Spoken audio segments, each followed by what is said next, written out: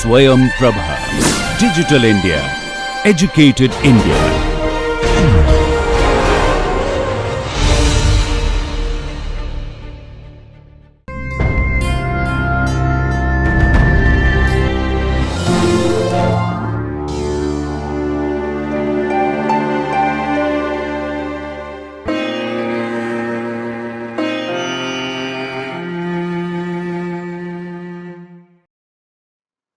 Welcome dear learners.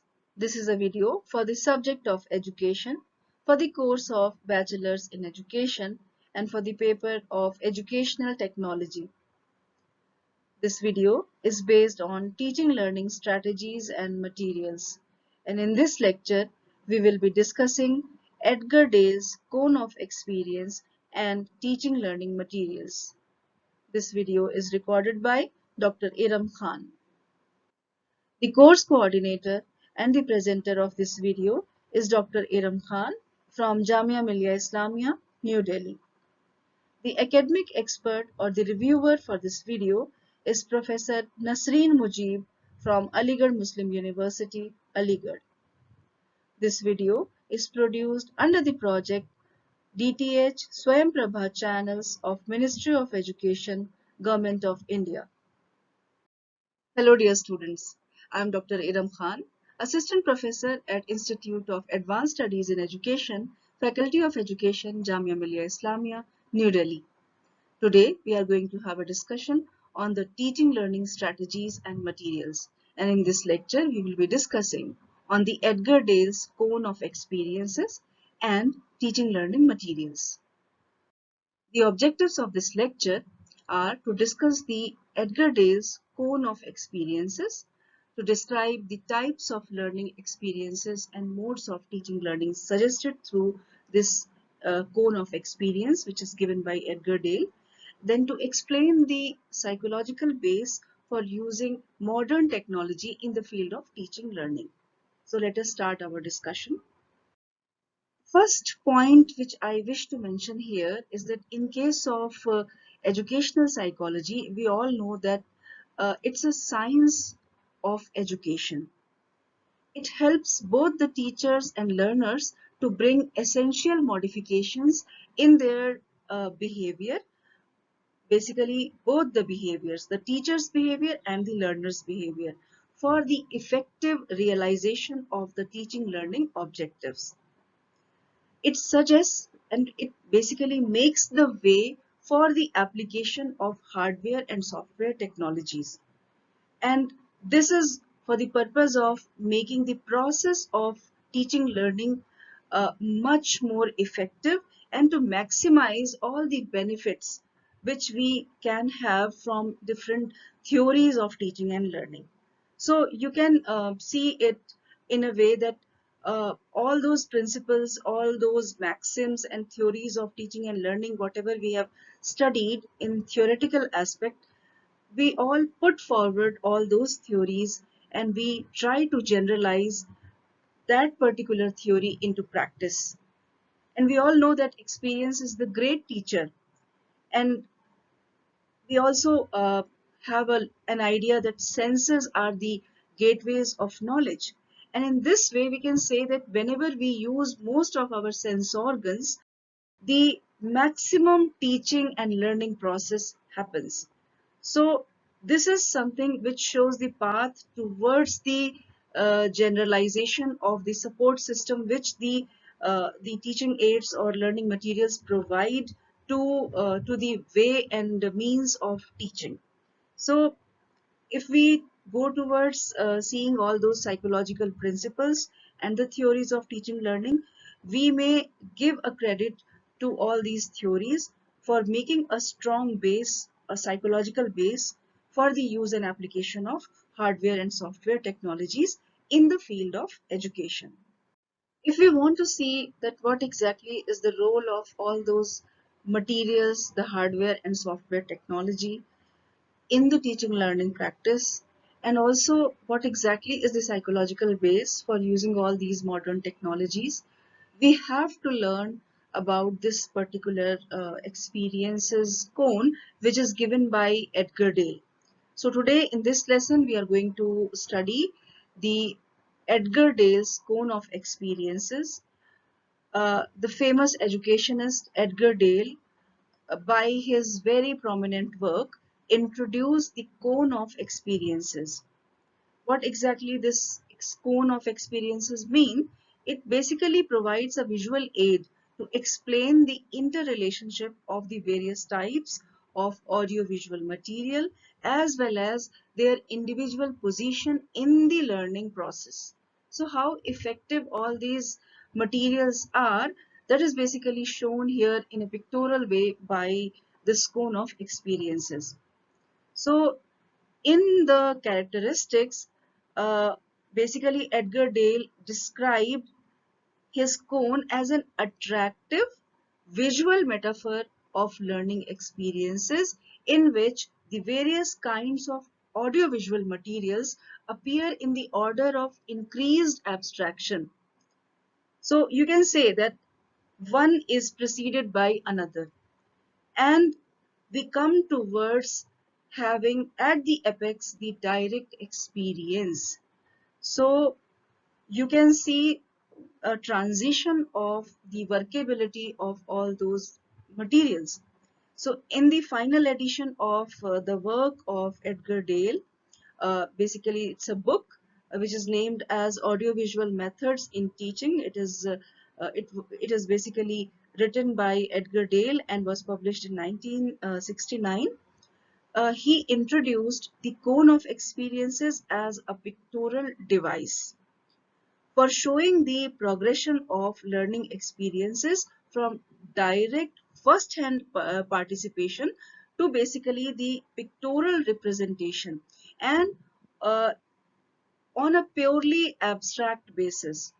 Basically, there are a lot of things which you feel that uh, are better understood once you see the cone, and you see that how the hierarchy of the workability of these material actually goes on. So we are going to just have a look on all those aspects. The cone of experiences, what exactly it is all about. Basically, this cone of experiences shows us, it indicates the broad base that direct experiences provide for learning and communication. It classifies instructional material according to the degree of experiential concreteness that each of these learning material or pedagogical aspect provides. Its various levels may suggest the most appropriate method for teaching an abstract concept which is given to the child's needs and abilities at the time, and it suggests the interrelated and interdependent nature of learning experiences and instructional materials. Right now on your screen, you can see the Edgar Dale's cone of experiences, and you can actually make out that the famous educationist Edgar Dale, who has given this beautiful cone of experiences, is having a solid psychological base for the use of methods, materials, and equipment which is related to hardware and software technologies. And in the name of various types of audiovisual materials and equipment, basically everything is being shown here in a very beautiful way with a peculiar hierarchy. So he has arranged the learning experiences from the point of view of the young learners in the order of increasing abstractness or decreasing concreteness. So you can see that the starting point from the base of the cone, you can find all those things which are the most, you can say the most important and are the most effective, and that is why the broad base is comprising of those real direct experiences. So we just have to have a look on all those pointers and all those parts of this cone one by one. So let us start understanding this cone with all those aspects one by one. Let us try to understand the Edgar Day's cone of experiences from the base. So at the base, we can see the real direct experiences are placed. So these experiences have least abstractness and maximum concreteness. And in case of a learner, these are those experiences which this learner is going to have as a direct contact. And basically, all these experiences are actually happening in the real life situation of the child. And the consequences or the circumstances of this child are actually inclining him towards gaining all these experiences. So basically, whatever he does or she does, and then after doing that particular task, whatever this child is getting in return, all these things, all these doings make an impression on the child. And also a sensory input is gained by the child, because here the child is using any of or many of the sense organs, because experiences can be gained by the use of these sense organs, any of the sense organs like listening or seeing, touching, smelling or tasting. So all these impressions or the sensory inputs provide this child some sort of first hand experience or a direct experience. So basically, these direct experiences uh, are received by the child, which are not going to vanish from his memory for most of the time. So you can say for a long time. So according to Edgar Dales, experiences gained by us in real life through our direct involvement on the first-hand basis may always prove to be the best mode or means or channel for the desired outcomes in a teaching learning process.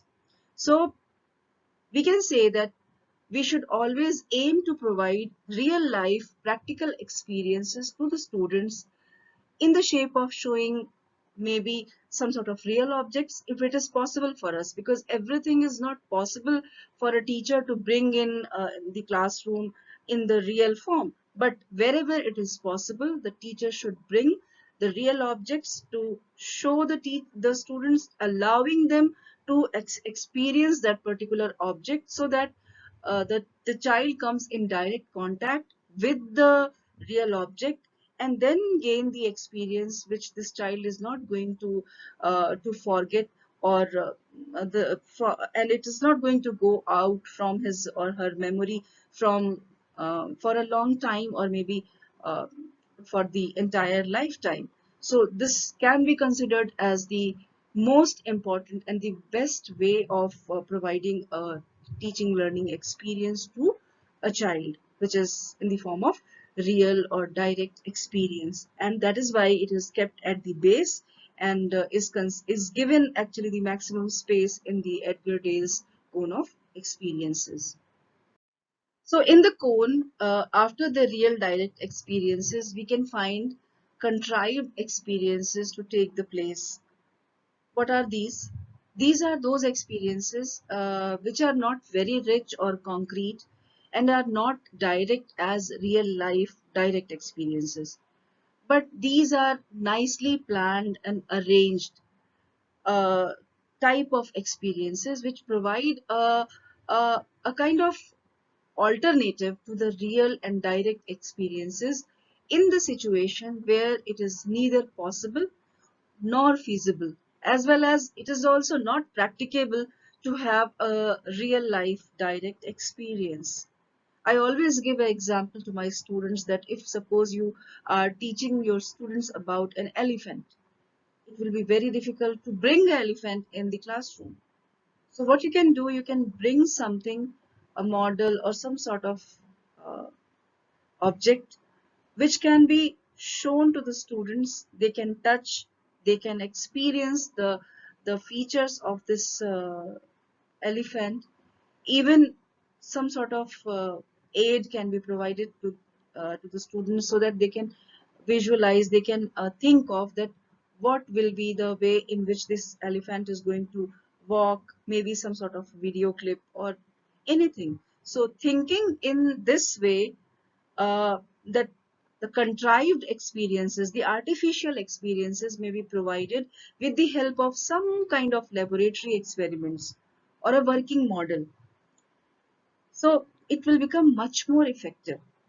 Since this limitation or replica of the reality is well planned with an eye over the realization of the set instructional objectives, we can say that it uh, may have many a times it has provided very fruitful results, and the experiences which are gained through the real object or by the first hand encounter, uh, though it is at the most important level, or you can say at the base, this contrived experiences can also be given some sort of importance, because they are also very much useful when we can't provide the real time or the first hand direct experience to the children. So at that position or at that moment, this contrived experiences can be considered as the important way of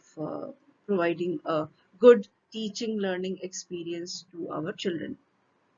The next in this line is the dramatic participation. What exactly it means? The dramatic participation, basically this includes the experiences which are gained by the students through their active participation and role playing in dramatic activities. All those activities in which the real events of the past or present are represented through visual display and role playing. So all those experiences which are gained through the activities which are performed by the students by themselves, these activities may provide very effective teaching learning experience, and in many are subjects like the subjects of history, political science, language, literature, and many more. All these activities may have a variety of forms. So in these subjects, this role playing or the dramatic participation would be very much useful for providing a good experience, a teaching learning experience to the children. So these activities may have a variety of forms like the full length play or a drama, uh, any puppet show, any form of dialogues, or a play which is organized inside the classroom, or maybe a nukkar natak, or anything where a spot or a plot is given to the students, and they are going to act uh, in a mock situation, or maybe some sort of activity which they do where they are acting to showcase the plot or the scene which is provided to them. So this type of dramatic participation is very much useful to let them understand some of the like very complicated situations. So this is kept here in this cone after the contrived experiences. So we can say that this is also having a very important role in the area of providing good kind of experiences to the children. So after the dramatic participation, the next thing which is kept here in this cone of experiences by Edgar Dale is demonstration. What exactly it means? Demonstration uh, is considered to be the experiences which are gained by the students through the observation of what is being shown or what is being demonstrated by the teacher on the demonstration table or any of the platform, or anything which is being shown or demonstrated by the teacher in the form of actual objects or models. Anything, any functionality or functional aspect of any body part in the form of a model. So let's take the example of a model of lungs, which we create by using balloons and a bottle. So the teacher is showing the working, how the lungs actually work by the use of this model, and the students are actually observing everything whatever the teacher is doing, and they are trying to understand this functional aspect. So this is a way in which demonstration works, and after the demonstration is completed, the students can ask questions, and the teacher can make an answer or give the answers to their queries.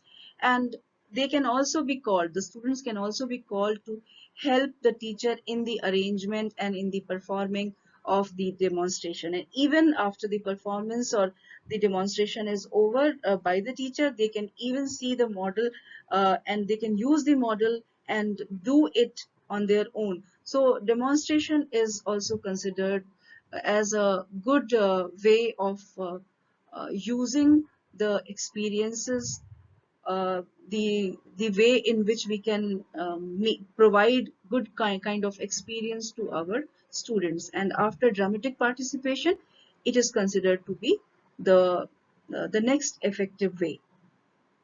The next here in this line is field trips. What exactly these field trips mean? So Edgar Dale has kept it after demonstration. These field trips are basically arranged situations in the form of educational tours or trips. Maybe in case of botany students, it can be an excursion, or maybe if we are going for a visit to any museum or any kind of planetarium or any place where we are going out, and uh, this valuable opportunity of going out with the teacher is given to the students to give them a real life direct experience for the learning of many concepts and gaining useful information, the knowledge and skills, which can be coupled with a lot of entertainment, which is related to various issues of school curriculum. So in this way, the children will be amused, they will be getting some sort of entertainment as well. They are going to study a lot because the teacher is going to accompany the students, and they will be learning from these trips in a good way. So after demonstrations, the field trips are kept here in this cone of experiences. And you can see that here in this picture, it is being shown how the direct concrete experiences are taking place at one edge, and at the other edge you can see the indirect abstract experiences are actually like the line shows, the arrow shows that how in the increasing order, if you go from the base towards the tip, you can see that the indirect abstract experiences are going in towards the tip, and the direct concrete experiences are coming, like the arrow is shown backwards when we talk about the direct concrete experiences from tip to the base. So after the field trips, the next thing which is kept here in this cone of experiences is exhibitions, or the display of exhibits. So what happens many a times, it is not possible to go to the places for experiencing the reality and gaining the first hand experience. So as an alternative, the teacher may help the students by gaining different useful experiences through the observation and organization of educationally significant exhibitions. What can be done? Uh, we may have a museum or an exhibit established in some corner of the institution, or may occasionally plan for the exhibition of the things, the events, and the processes related to the general education. And even it can be specific towards the contemporary issues which are the part of the curriculum, or maybe the part of the general understanding or general education of the students, or maybe the school subjects. So it can be seen as a very effective way of transmitting the knowledge to them.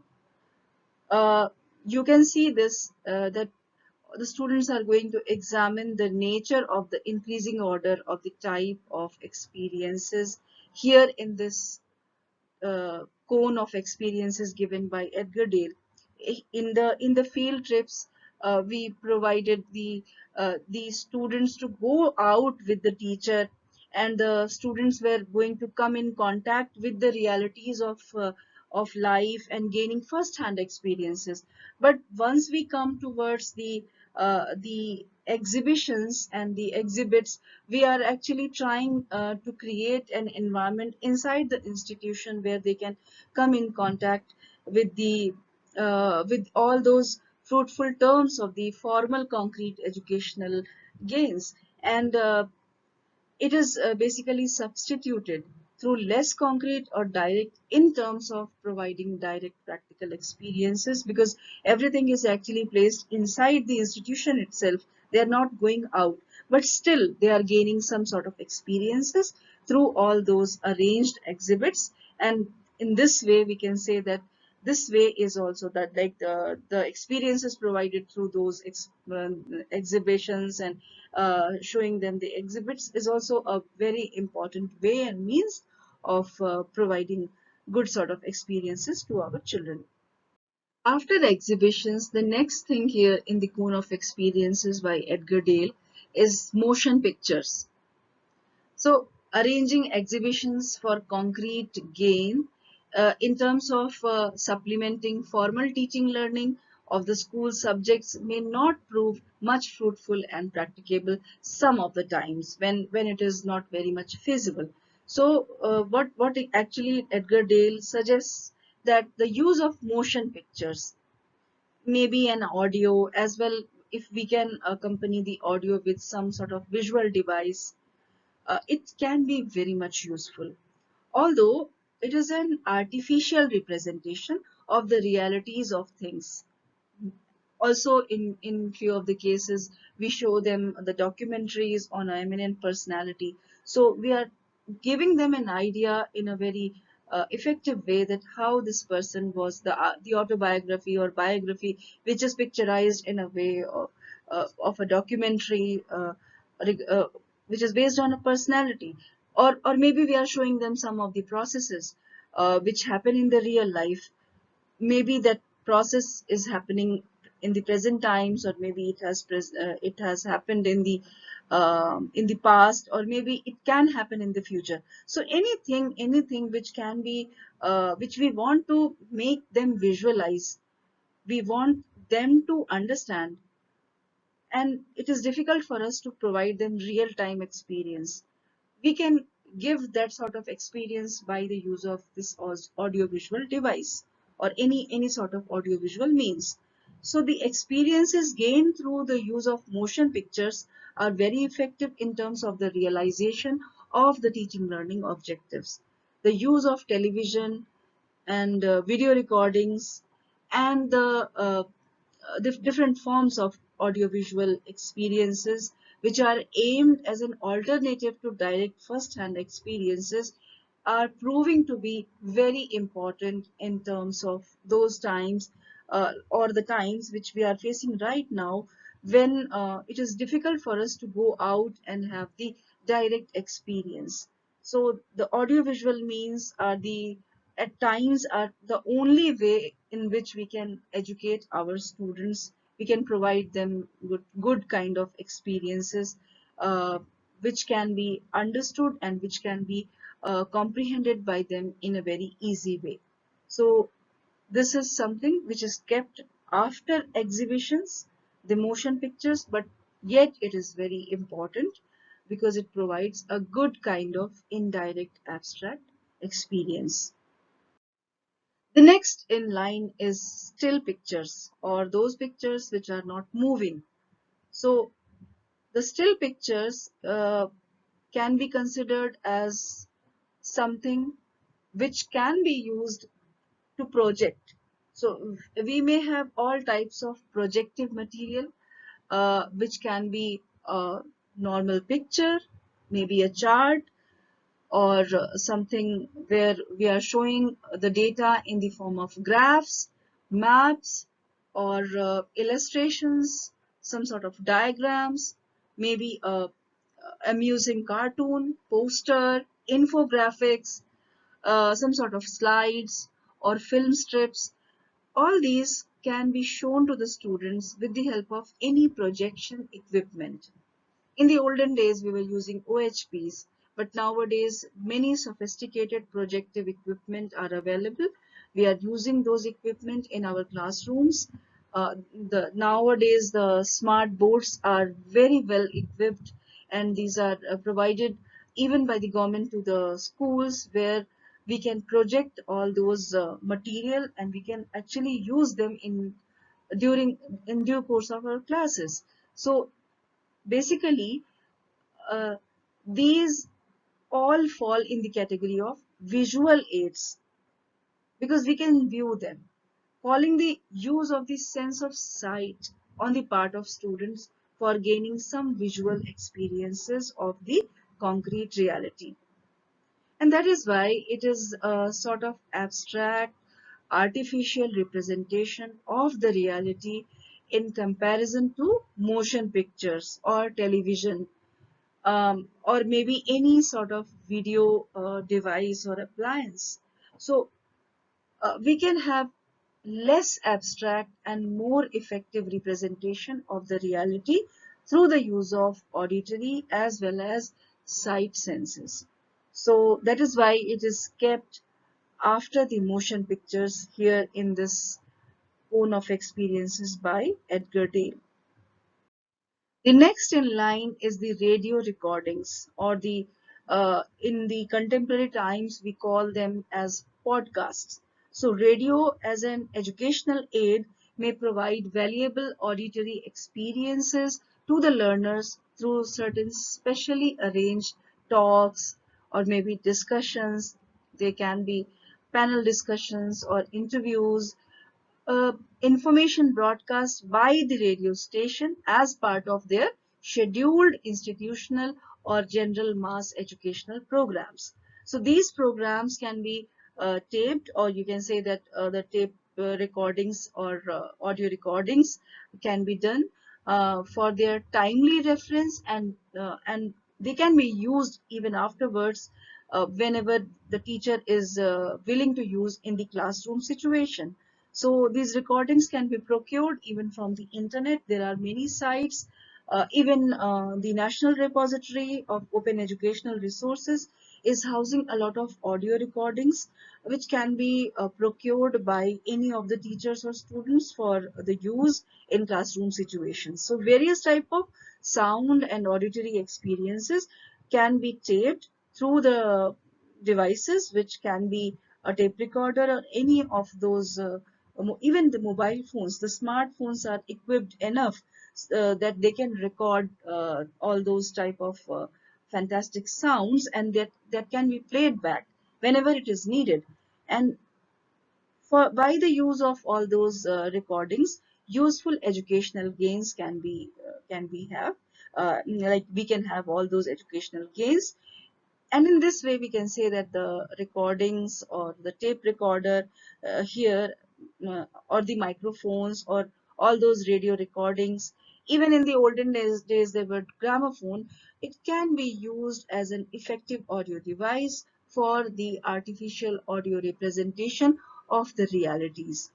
And such audio representation of reality, if we see here in this cone of experiences, falls in the higher category of abstract and indirect representation in comparison to audiovisual or even visual presentation of the reality. So that's why you have to see that how this arrow on one side, which is showing the indirect abstract experience, is actually shown upwards, like the arrow is going towards the tip, and then direct and concrete experiences arrow is coming towards the base. So here you can find the radio recordings at at a very upper place, because it provides very important indirect abstract experience. Then the next in line is the visual symbols. What exactly they mean? If we try to go towards the abstraction, presentation in the form of visual symbols provide more real and concrete experiences than the verbal symbols. Whenever we are speaking up or we are informing them through the verbal symbolic presentations. So visual symbols presentation in the classroom situation may include the use of visual graphic material, which can be a chart or map, maybe a diagram, sketches, cartoons, posters, photographs, uh, and even a teacher can draw on the blackboard. And normally every teacher uses the blackboard or the green board, and she used to scribble something whenever she's teaching. The board is always used for drawing some sort of things which the teacher is trying to explain, and she normally uses the blackboard for sketching all those concept maps or maybe the pictures which she is explaining. So the visual symbols which are free of any of those languages, because everything is pictorially presented, so there is no use of any language, they mostly comprise a universal language of communication. So they are very much self-explicit, self-explanatory. So there is no any requirement of explaining all those things by telling them anything. So they are very much self-explanatory. So that is why their appeal is more forceful than the verbalism, and that is the reason why they can provide a more potent source for the effective communication in the teaching learning process. Their effectiveness can be sufficiently increased if a running commentary or necessary explanation regarding their messages is provided side by side. So by the teacher, uh, or maybe in the recorded words, a teacher can record a commentary and it can be placed alongside the sketches, or the teacher side by side can explain things in her own voice or through any sort of mechanical device. So these these sketches which are self-explanatory in nature, if they are if they are accompanied with the teacher's explanation, they become much more effective. But in all, we can say that they are very much self-explanatory, and that is why they are kept after the radio recordings here in the cone of experiences. So in this cone of experiences by Edgar Dale, after the visual symbols, we have got verbal symbols. So here the verbal symbols basically present, and they are marked as the most abstract learning experience. That is why they are kept at the tip. So the use of any language in its written or spoken form or both comes in this category of the most abstract kind of experience. So what happens in if we try to compare it with the uh, spoken words or more abstract, like basically these spoken words which are being used here as the verbal symbols, they are more abstract than the written words. So because they comprise of some fixed visual symbols for carrying out the process of communication. So basically they are having a very abstract nature, but still the verbal symbols in the form of communication language are said to be a very effective tool in terms of the economy of time, labor and money for carrying out the communication process, where whenever the communication process is happening either in the classroom or in the outside world. So the verbal symbols can be kept at the tip, where they are used to provide the indirect abstract experiences at the most intensity, and that is why they are also considered as a very important tool of experiences providing device. So if we try to understand the strength of these verbal symbols, basically the strength lies in the process of proper encoding and decoding, which is on the part of the sender and receiver of the message. And we all know that this is the basic form of or basis of communication process, the sender and the receiver.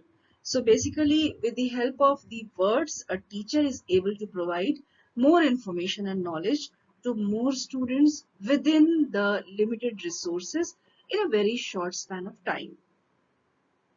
However, use of the lecture or chalk and talk method may invite negative consequences of verbalism. So it is very much criticized. People say that only the lecture or only providing verbal symbols or verbal talks is not going to make any change, but it may enforce the habit of uh, kind of spoon feeding at times. And most of the times we can say that even memorization of facts without understanding is also seen. So that's why pure abstraction through the use of mere verbal symbols should always be discarded. Although this is the most used form, we all can see that it is being used by the teachers for many a times, but it should be avoided because most of the times the students try to grasp all those things. They try to memorize, they try to write those things, and they try to make it in the same way. They want to actually represent everything in the examination in the same words as the teacher has said. So they try to memorize things, and that's why the understanding of the concept is somehow less happening here. So and especially in the case of dealing with the youngsters, during the teaching learning process of the youngsters, we should avoid the verbal way of transacting, and we should avoid the abstract nature of providing them lectures, so that the process of teaching and learning retains the sense of or essence of the teacher and taught relationship, where the teacher is providing direct experiences to the learner, so that whatever the learner is actually learning going to stay with her or him throughout his or her life. So this is something which we have to take care of as a teacher. So with this, now we have come to an end of this lecture. Here we have seen that the use of application of hardware and software technologies for the organization and execution of the tasks and activities which are related to the educational processes. We always require a sound psychological base, and all these psychological bases are very much useful in the utilization of basically all those psychological theories or principles, the theories of learning, the behavioral sciences, and the instructional psychology, which whatever is given by these subjects, if we apply all those in the form of different experiences, it will become a very useful way and mean of providing real-time experience to our children in the teaching learning process. And here we have seen the Edgar Dale's cone of experience, which is a kind of testimony, a live testimony, where we are seeing the use of all those psychological principles and the theories of learning coming to one place. So by this cone of experience, which is given by Edgar Dale, we have got to know that what type of learning experiences and mode of teaching and learning will prove advantageous to what type of learners in a given teaching learning situation. So in the light of all those things which we have just studied, we have basically analyzed that the subject teachers should basically go ahead and plan the use and how they are going to use all those hardware and software technologies, all those instructional activities which they are having, how they are going to use and display to their students, how they are going to utilize all those services for making the concepts which they want to their students to comprehend uh, in a better way. So these services, these applications, the hardware and software technologies can be very much useful if they are used in a very proper way. So through this cone of experiences, basically Edgar Dale has given the teaching learning a solid psychological base by providing kind of visual representation which shows that the real direct experiences are very useful if we are using them in the teaching learning process. However, in its absence, if the real direct experience is not feasible to provide by a teacher, we can go for proceeding to, or we can proceed towards uh, the provision of the alternative forms, which can be any of the artificial or contrived uh, experiment, or maybe any type of experience which is in contrived way. So we can organize the virtual experiences, like nowadays we are using simulations or virtual tours or trips or virtual experiences basically. So the use of hardware and software technologies, material and equipment like radio, television, tape recorders, models, film strips, charts, diagrams, maps, slides, and all those type of things which are provided to us as a teacher, we can use them for the benefit of our students, not only in terms of providing a substitute for the direct real experience, but also as a better means and media for the effective teaching and learning. And in addition to all this, the use of software technology in the form of dramatic participation, demonstration, excursion or field trips, then exhibitions, visual symbols, verbal examples, and illustrations. These all things can help the basically the teacher in the task of teaching and learning. The teacher and student both are going to get benefited in their task of teaching and learning. So the assumptions and ideas which were propagated by Edgar Dale through his cone of experiences proved to be very much helpful. They are if adapted very properly, they may help in providing a solid psychological base to the use of modern technologies in the field of teaching learning. So it is suggested for all the teachers to go ahead and see that what sort of suggestions Edgar Dale has made here in the cone of experiences which is given by him, so that the teachers can make the teaching learning process very much effective and the comprehension of all those concepts by the students become easier. So these are the references and those links which were used for creating or developing this video. You can also go ahead and study through these books and links, and you can learn more about the teaching methods and even the materials which are suggested by Edgar Dale in his Cone of Experiences. So for this time, thank you so much. We will see each other again in another session of educational technology in the next video. Thank you so much.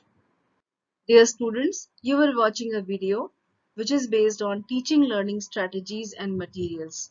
And here in this lecture, we have studied the Edgar Dale's Cone of Experiences and teaching learning materials. This video lecture was recorded by faculty at home during the homebound situation of COVID-19 pandemic using minimal technical resources. Technical errors, if any, are unintentional and may please be ignored. For any queries with regard to this lecture or broadcast, kindly send your email to techsupport@dth.ac.in. Thank you so much.